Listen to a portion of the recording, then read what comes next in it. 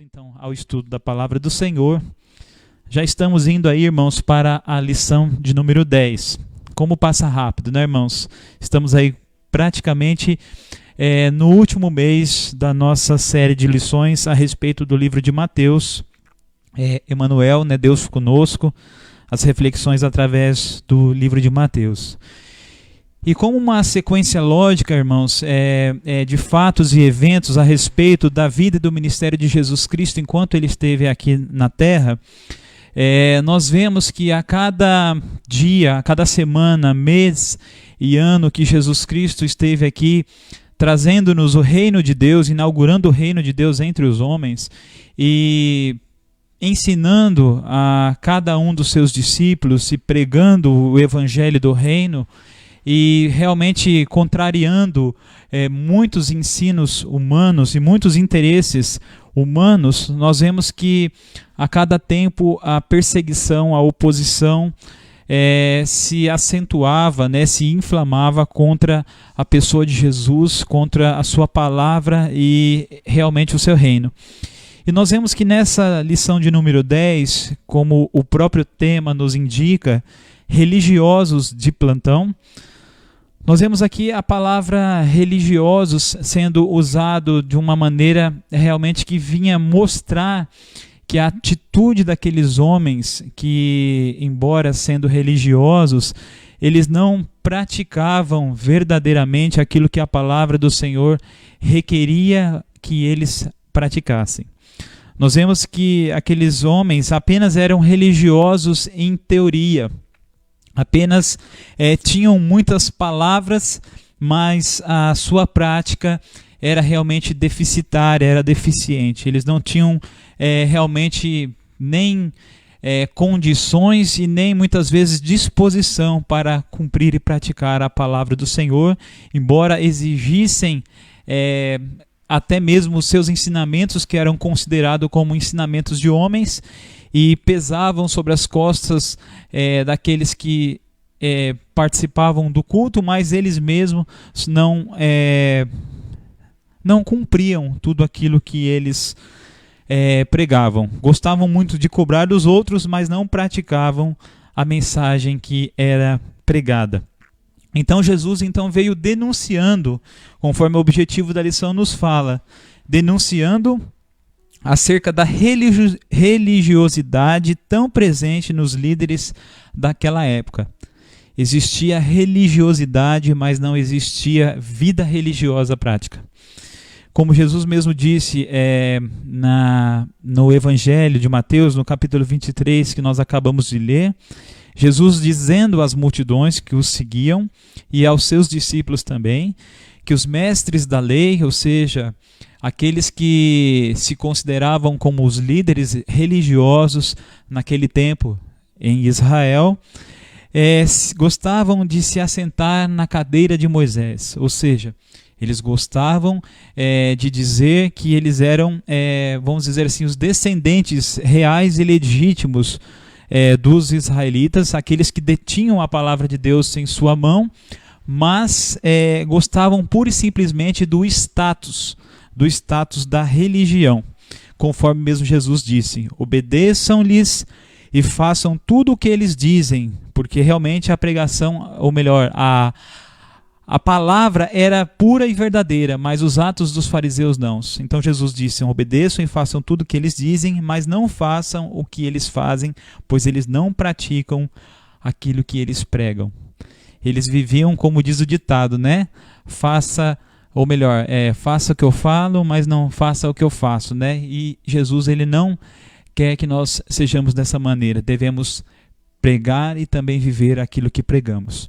Então a lição, irmãos, vem nos mostrar, ou mesmo esses textos de Mateus, já praticamente aí o finalzinho do ministério de Jesus, aí os últimos dias, podemos dizer aí, praticamente a última semana de Jesus, né, os seus últimos dias antes da sua crucificação, ou antes da consumação e cumprimento do seu ministério aqui na terra. A lição nos mostra que existia 3 tipos de espectadores, ou 3 tipos de pessoas, 3 grupos que seguiam a Jesus. Nós vemos que o primeiro grupo era a multidão de uma forma geral, aquelas pessoas que acompanhavam Jesus. Que a partir do momento que Jesus então começou a sua obra, o seu ministério, e ele então começa a pregar, ele começa então a realizar os seus milagres, realizar a sua obra, aquilo então começa a chamar a atenção de muita gente, e Jesus sempre era então acompanhado por uma multidão. É lógico que nessa multidão existiam pessoas honestas, pessoas sinceras, que estavam interessadas em ouvir a palavra do Senhor, mas existiam aquelas pessoas que acompanhavam Jesus apenas de uma maneira curiosa, apenas vendo aquilo que Jesus tinha para oferecê-las. Tanto é que a motivação de muitos era simplesmente pelos seus milagres, simplesmente por aquilo que ele realizava, materialmente falando. Nós vemos que muitos deles estavam interessados somente nos atos e maravilhas que Jesus realizava, mas não estavam preocupados em seguir e absorver os ensinamentos de Jesus. Mas aí vem um segundo grupo, que era aquelas pessoas que tinham realmente o interesse de servir a Jesus e seguir ao Mestre, em se tornar os seus discípulos, pessoas que realmente tinham o interesse de viver e seguir os ensinamentos do seu Senhor, do seu Mestre. Então nós vemos aqui o segundo grupo. Os discípulos eram aquelas pessoas que estavam mais próximas de Jesus, que estavam interessados ali na sua mensagem, que entenderam o seu chamado, o chamado do reino de Deus, um chamado não para viver uma religiosidade teórica, mas para viver o evangelho dentro de si mesmo, e esse evangelho então ser disseminado através de um novo, podemos dizer assim, entre aspas, mas um novo estilo de vida, um estilo de vida pautado segundo a ordem de Jesus. E existia o terceiro grupo, que nós vamos estudar mais a fundo aqui nessa lição, que era o grupo dos líderes religiosos, que a lição tem chamado de religiosos de plantão. Esses líderes religiosos, como nós estudamos nas lições passadas, eram formadas por algumas, entre aspas, facções religiosas, que vemos ali fariseus, saduceus, os herodianos, os escribas, doutores da lei, aquelas pessoas que se intitulavam mestre, que se intitulavam como detentores, vamos dizer assim, dos oráculos divinos, mas que estavam mais interessados em apanhar Jesus em alguma falha, apanhar Jesus em algum erro, para que pudessem então condená-lo e matá-lo. Por quê? Não porque eles estavam preocupados em defender a palavra de Deus, absolutamente. Eles estavam mais preocupados em defender a sua posição diante do povo e diante da sua nação. Uma posição que eles não estavam preocupados absolutamente com a palavra, mas simplesmente o quê? Com a sua aparência. Esses homens, então, sempre confrontavam Jesus com perguntas maliciosas, com perguntas realmente difíceis, que sempre tentavam colocar Jesus contra a parede. Mas Jesus, sendo homem, 100% homem, mas sendo 100% Deus também, ele sempre o quê? Ele sempre ensinava aqueles homens e se saía muito bem daqueles homens. Por quê? Porque realmente eles interessavam apenas em destruir Jesus. E isso, então, irmãos, sempre foi a razão pela qual Jesus sempre se posicionou de maneira tão firme com esses religiosos de plantão, e até hoje. Porque Jesus, como diz a palavra do Senhor em Hebreus, capítulo 4, salvo engano, a partir do versículo 12 e 13, todas as coisas estão nuas e patentes aos olhos de Deus, ou seja, nós somos como um vidro transparente diante de Deus, ele enxerga através de nós, ele sabe as nossas motivações, ele sabe as intenções do nosso coração, assim como ele sabia quais eram as intenções e realmente desejos dos corações daqueles homens que sempre tentavam lhe pegar com as suas perguntinhas capciosas. Como nós já dissemos, irmãos, vamos aí para as perguntas. O nosso primeiro tópico, de olho no texto, temos aí 5 itens que são divididos em 4 perguntas. O primeiro item nós vamos estudar a respeito negócio religioso, ou seja, um negócio religioso, o negócio da fé. Parece uma coisa realmente um tanto quanto bizarra, nós dizemos assim, né? A religião se transformando ou se transformou num negócio naqueles tempos.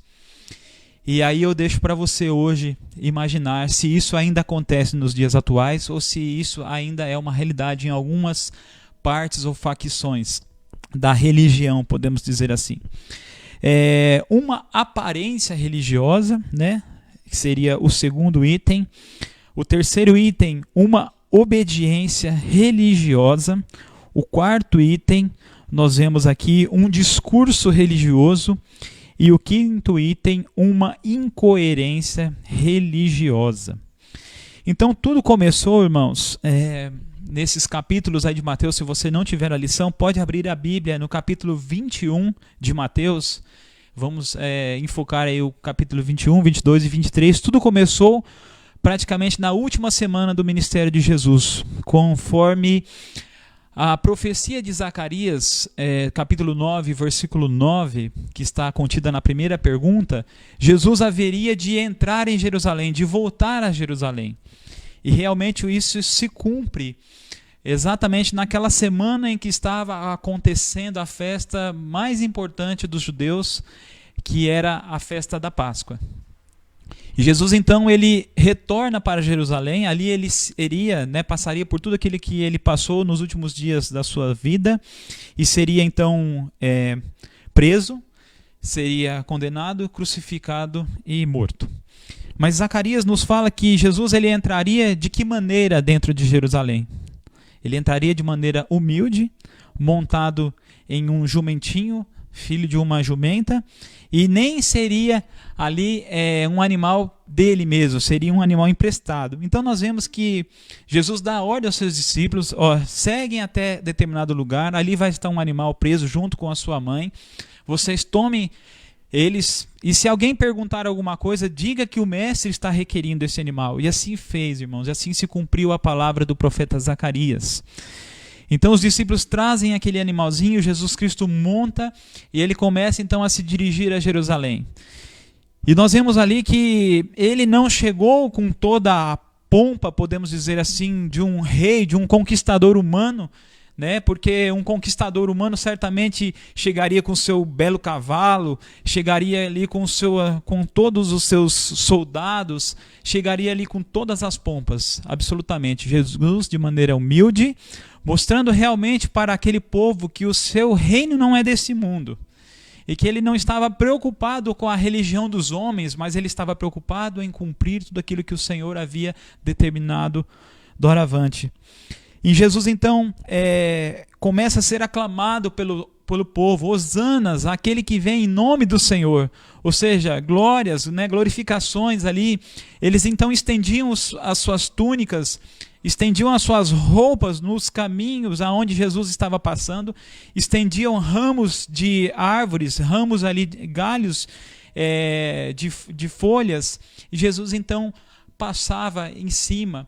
E diz que houve um alvoroço muito grande, porque naquela ocasião da festa da Páscoa, aproximadamente existia em Jerusalém umas 2 milhões de pessoas ali para a festa da Páscoa. Então você imagine uma cidade relativamente pequena em extensão territorial e geográfica, com 2 milhões de pessoas, e Jesus Cristo então fazendo a sua entrada, que a Bíblia, o título do capítulo, salvo engano, o capítulo 21, diz a entrada triunfal de Jesus, a entrada de Jesus triunfal em Jerusalém. E a pergunta nos fala qual foi a sua reação. Jesus, quando chega em Jerusalém e houve todo aquele alvoroço, nós vemos que havia um negócio muito lucrativo lá no templo em Jerusalém. Uma situação que havia começado simplesmente para ajudar aqueles peregrinos que iam até Jerusalém fazer os seus sacrifícios a Deus anualmente, dado as 3 festas principais dos judeus. Mas aquele negócio que antes era uma coisa simplesmente para ajudar as pessoas que não tinham condições, de repente, de vir e viajar de muita distância e trazer ali o seu animal, o seu boi, sua ovelha, ou aqueles mais humildes aí trazer os seus pombinhos para sacrificar, né, e assim cumprir a lei, a vontade do Senhor para aquele tempo. Então aqueles homens começaram a transformar o templo de Deus em um mercado, em um balcão de negócios. Ali se comercializava bois, ovelhas, pombos, mas ali não se comercializava simplesmente pelo fato de ajudar. Eles descobriram um negócio muito lucrativo. A religião deles, então, eles descobriram que a religião deles fornecia uma fonte de lucro muito fácil. E Jesus, realmente contrariando isso, ele chega e a palavra do Senhor nos mostra que Jesus então faz ali ele desbanca, vamos dizer assim, aqueles negócios ilícitos, corruptos, malignos daqueles homens, e Jesus então diz a eles: vocês estão transformando a minha casa, que é casa de oração para todos os povos, cumprindo a palavra de Isaías, né, que está registrada em Isaías 56 e o versículo 7, salvo engano. Jesus fala: vocês estão transformando a minha casa, que é casa de oração para todos os povos, em covil de ladrões. Ou seja, em local onde se reunia homens corruptos, malignos, ladrões, para tirar proveito.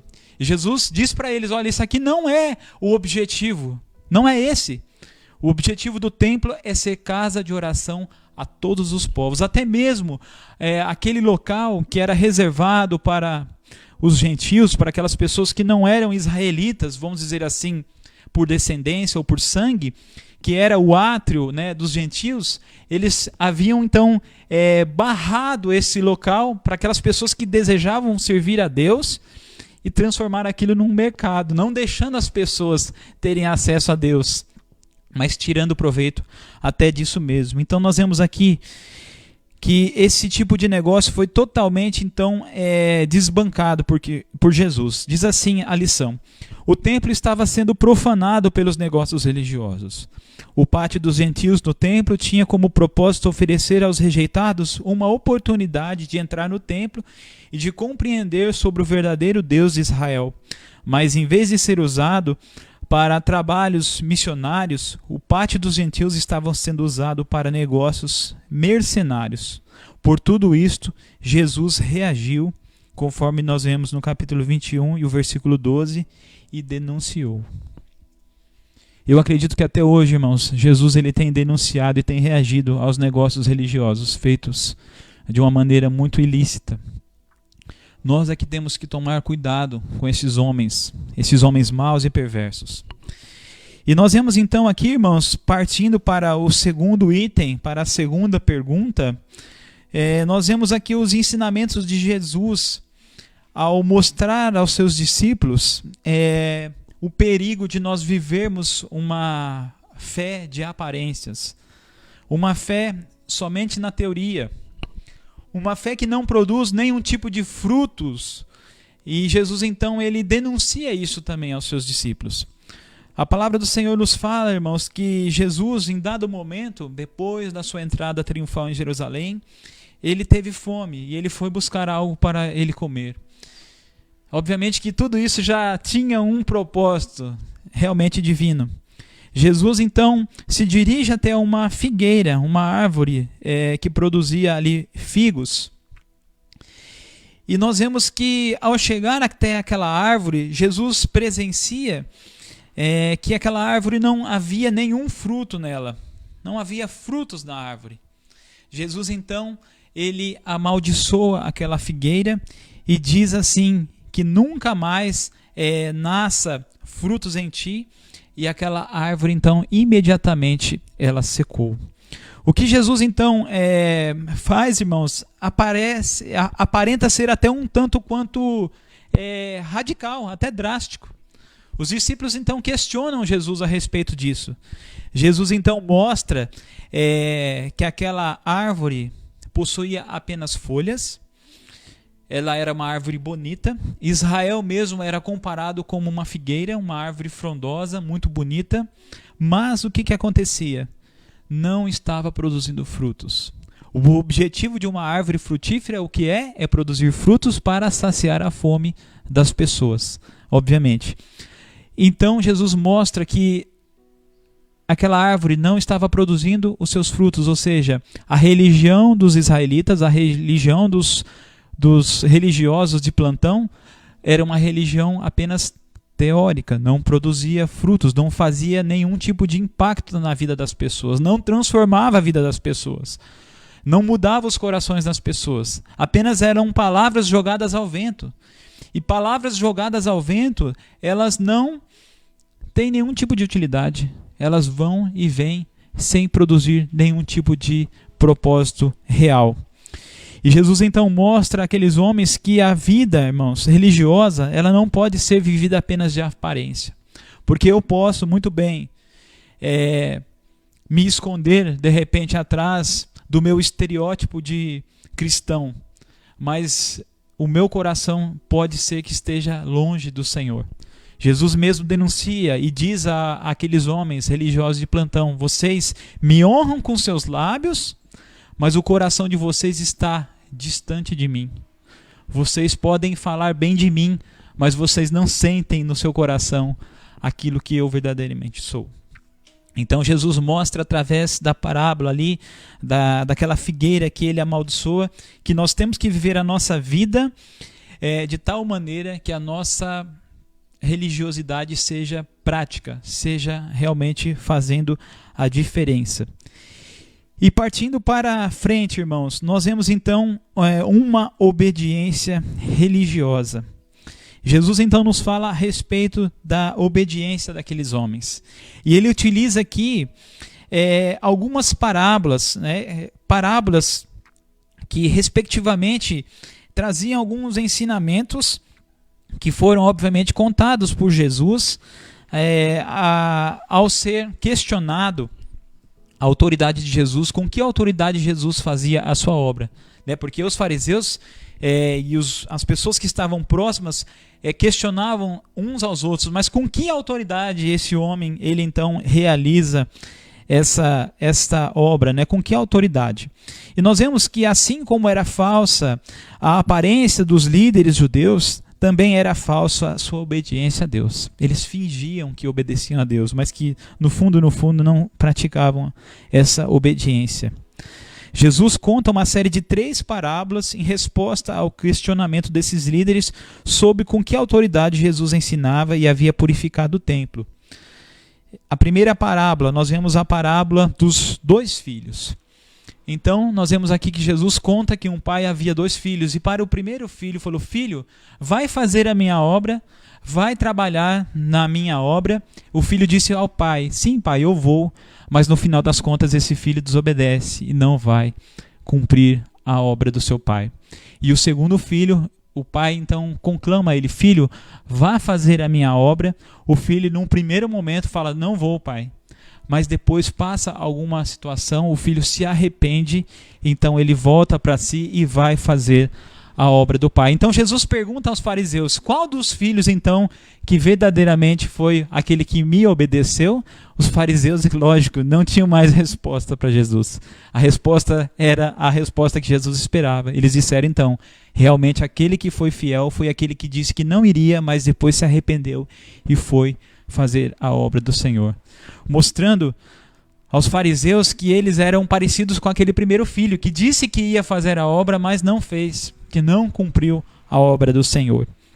E depois nós vemos aqui a parábola da festa do casamento, que diz que então foi preparado uma grande boda, grandes bodas, e que os convidados principais haviam sido convidados, mas eles não, podemos dizer assim, não consideraram o convite, o chamado daquele noivo, aquele que haveria de casar, aquele que estava convidando eles para a sua festa de matrimônio, para a sua festa de casamento. Uns falaram, não, eu não posso, eu tenho que cuidar dos meus negócios, eu não posso, eu tenho que cuidar da minha família, da minha casa, eu não posso por isso, por aquilo outro. Então aquele homem entristecido, até mesmo enfurecido, então diz aos seus servos, pode sair por todos os cantos e vai convidar todas as pessoas. Convide aquelas pessoas que são consideradas como indignos, sejam bons ou sejam maus, e me tragam para vir para a minha festa. E assim foi, irmãos. Num certo momento, Jesus mesmo, contando uma das suas histórias, uma das suas parábolas, disse aos seus discípulos, sai pelos valados, sai pelos caminhos e tragam eles e forcem a entrar, para que a minha casa esteja cheia. E nós vemos que ali na festa, irmãos, ali nas bodas, a palavra fala que tinha bons que tinham maus. E diz que foi o noivo quem fez um selecionamento depois. Nós vemos ali que existiam pessoas que não estavam preparadas para aquele banquete nupcial. Existiam pessoas que não estavam com as suas vestes nupciais, eles não estavam investidos ou revestidos das suas vestes nupciais. Então o noivo falou, vocês não estão preparados, então vocês estarão fora. Então Jesus mostra, irmãos, como é importante nós darmos ouvidos ao seu chamado, a nós atendermos a sua voz, e que isso é um privilégio para nós, é um privilégio muito grande, que nós temos que ter consideração pelo Senhor, por tudo aquilo que Ele fez, por tudo aquilo que Ele faz.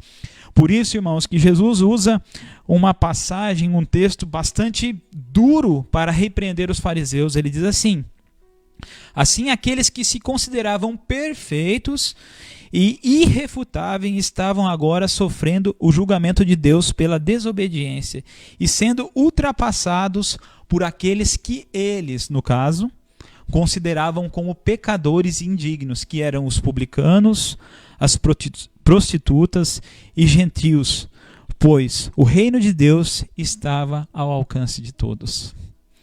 Então nós vemos aqui o mistério, irmãos, da palavra do Senhor. Por isso que Jesus disse também a eles, portanto, muitos são chamados, mas poucos são os escolhidos. É uma coisa para nós pensarmos também hoje, irmãos. Muitas pessoas que se constituem como dignos, como irrefutáveis, muitas vezes imaginam que estão fazendo a vontade do Senhor.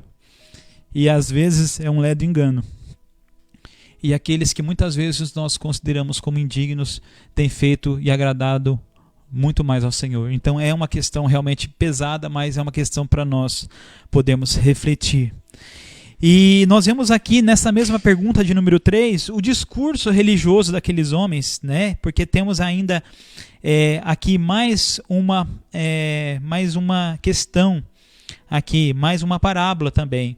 A parábola dos lavradores maus, ou seja, a parábola daqueles homens que receberam a incumbência, vamos dizer assim, de cuidar da vinha do seu senhor. A parábola daqueles homens que receberam aqui uma incumbência realmente de valorizar aquilo que o seu senhor colocou nas suas mãos, e em vez de eles fazerem, eles então desperdiçaram e, vamos dizer assim, minoraram, menosprezaram o direito que haviam sido dado a eles.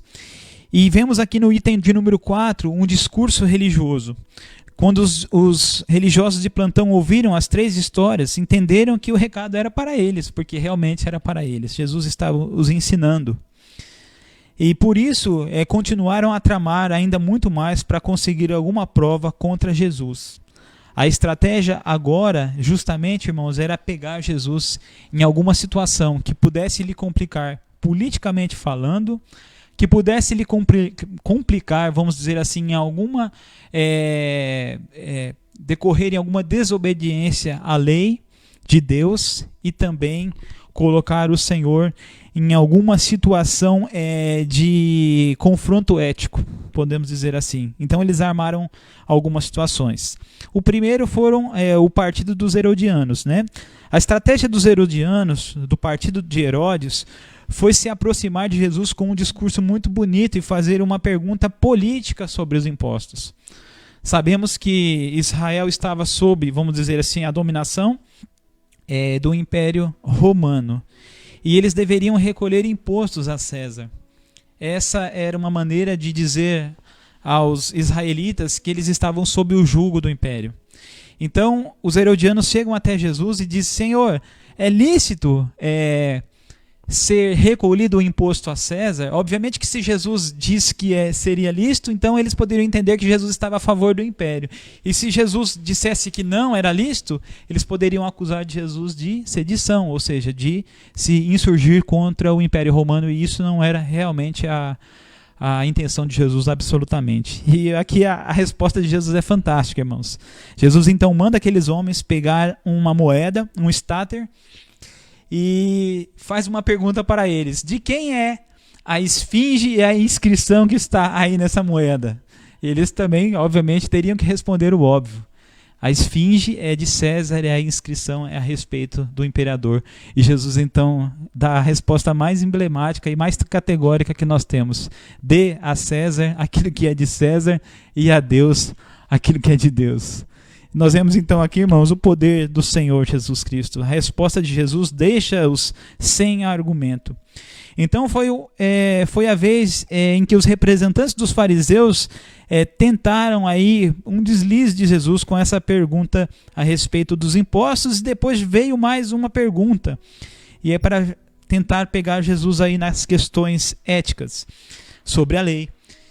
E a pergunta justamente foi a respeito dos mandamentos do Senhor, a respeito ali dos 2 grandes mandamentos.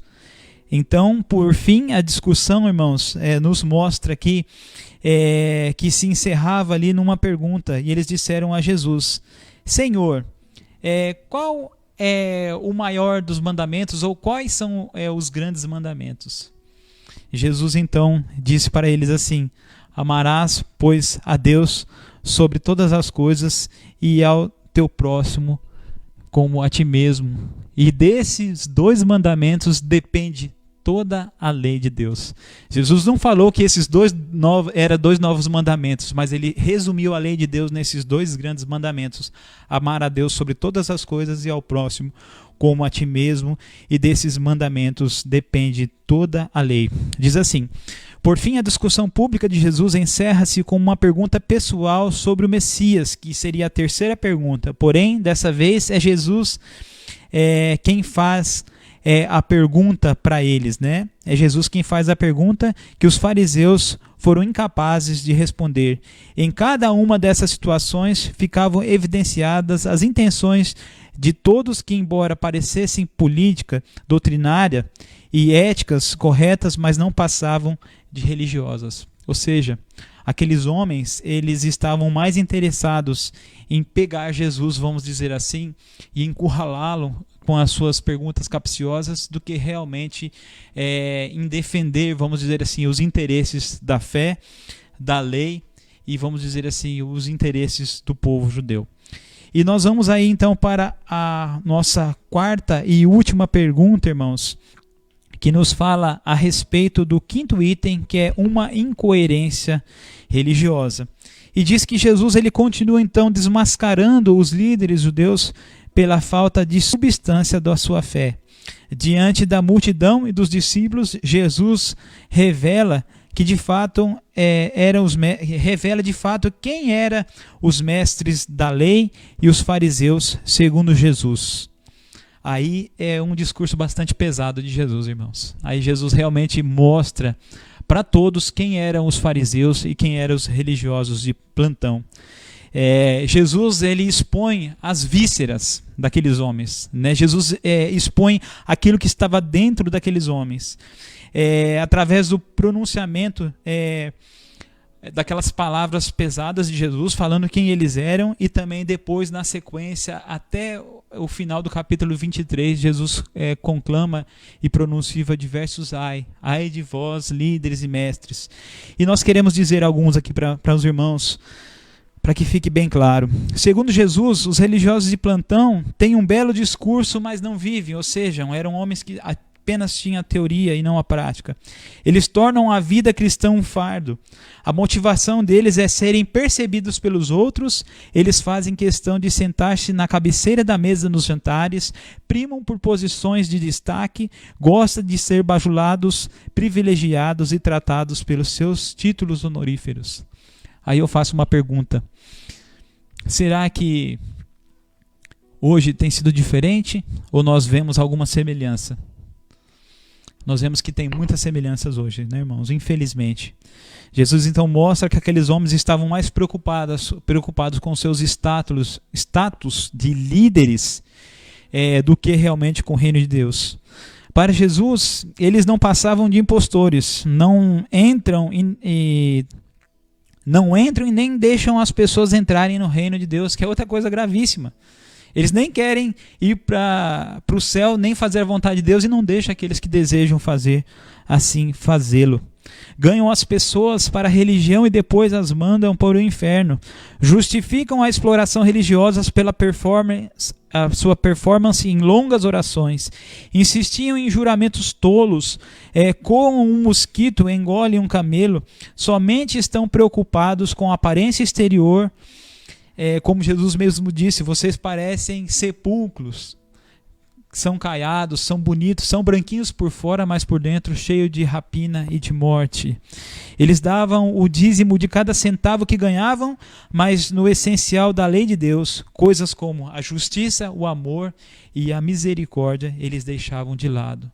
E Jesus disse para ele: olha, vocês devem fazer essas coisas sem omitir as outras, ou seja, vocês devem ser completos.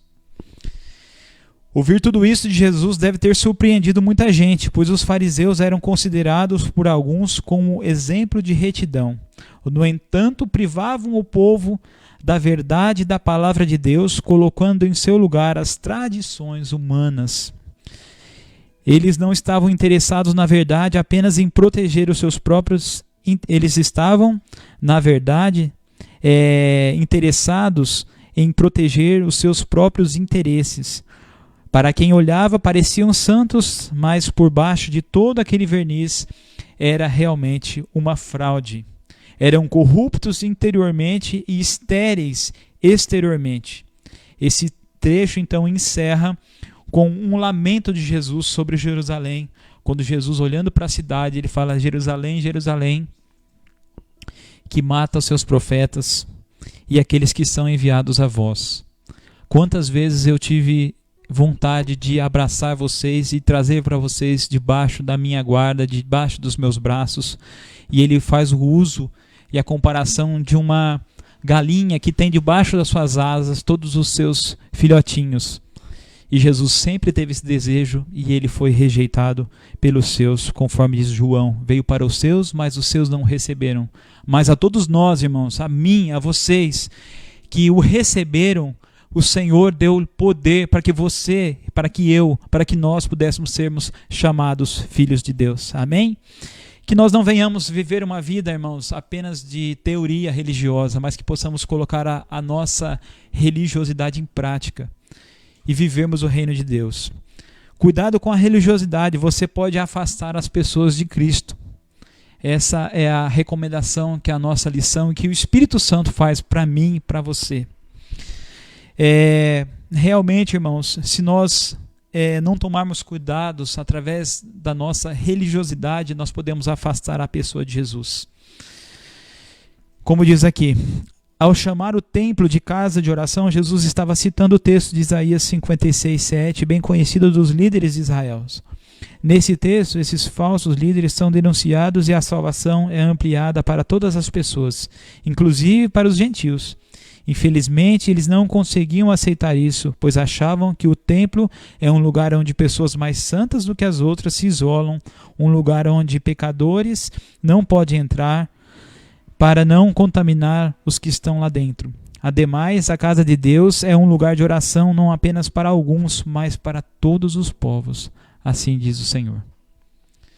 Ou seja, a casa de Deus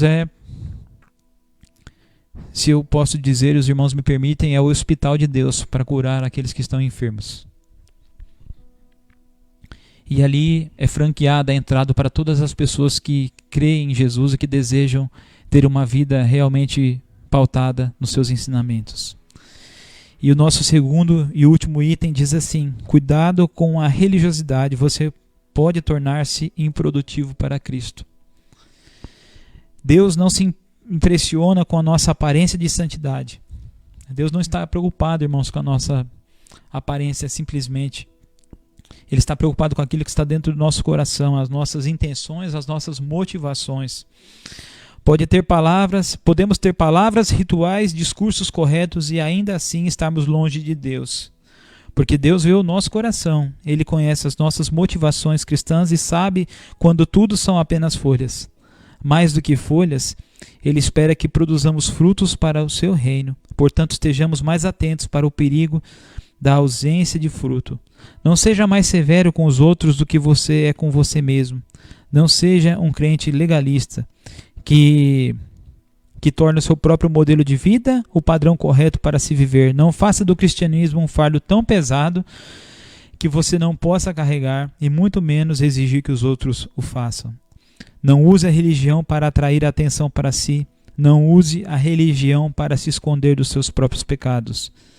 Nesse sentido, os frutos de arrependimento também são esperados.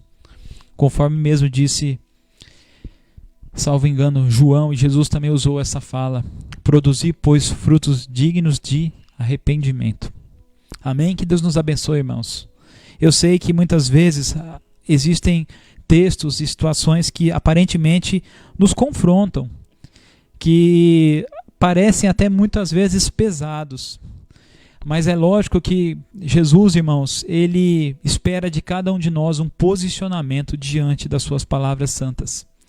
Assim como Jesus, Ele conclamava aqueles homens fariseus que deixassem de apenas viver uma religião superficial e mergulhassem verdadeiramente na prática da religião.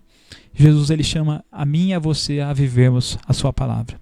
O desafio da nossa semana: estamos caminhando para o final do Evangelho de Mateus. Nesse capítulo estudados hoje, Jesus denuncia de maneira contundente a religiosidade dos líderes da sua época.